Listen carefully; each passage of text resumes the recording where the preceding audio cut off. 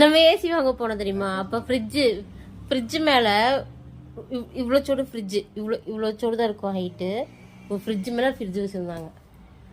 அந்த ஃப்ரிட்ஜ் வாங்கிக்கிங்க, கரெக்டாக இருக்கும். என்ன வச்சு அடைக்கிறது ஃப்ரிட்ஜ் கேட்டிங்க? இப்போ கால் சைஸ் ஃப்ரிட்ஜு யாருக்காக கேட்டீங்க? மின்னுக்கு தானே? எதுக்கு? கால் சைஸ் ஃப்ரிட்ஜு வாங்கி மின்னு வந்து 24 hours ஃப்ரிட்ஜுக்குள்ளே உட்கார வச்சுக்கணும். வேறு இப்படி ஃப்ரிட்ஜுக்குள்ளே உட்காந்துருக்குறாளாமா. அதுக்காக இவளுக்கு தனியாக ஒரு ஃப்ரிட்ஜான். சொல்லுங்க மக்களே, இதெல்லாம் நியாயமா? நீங்களே சொல்லுங்க. குட்டி ஃப்ரிட்ஜ் வாங்கி மின்னுக்காக தந்துடுறான். அதான் குட்டி ஃப்ரிட்ஜ் வாங்கி மின்னுக்கு தந்துடுவாராம். மின்னு வந்து ஃப்ரிட்ஜுக்குள்ளே உட்காரனால. மின்னும் உனக்காக ஒரு ஏசி வாங்கி மாட்டினாரு. அதுக்கு இனி இஎம்ஐ முடியல. அடுத்தது ஃப்ரிட்ஜு.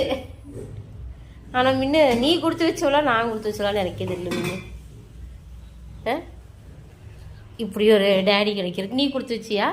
இப்படி ஒரு ஹஸ்பண்ட் கிடைக்கிறதுக்கு நான் கொடுத்து வச்சேனா? நீயே அவர் சொல்கிற மாதிரியே கரெக்டாக போய் ஃப்ரிட்ஜுக்கிட்ட நின்று கத்துற வத்தியா? 5 ரூபா வருமா அந்த ஃப்ரிட்ஜு? இல்லை பின் 5 ரூபாய்க்கு தர மாட்டாங்களா?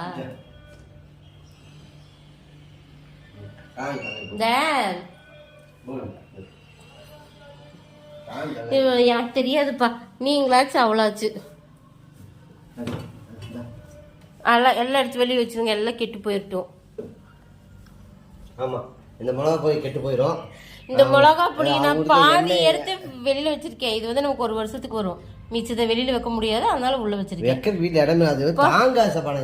இது வெயிட் ஆச்சுனா அதான் கீழே வச்சிருந்தேன். வெளி வச்ச பானா அது 1 வருஷத்துக்கு வச்சுக்கோ.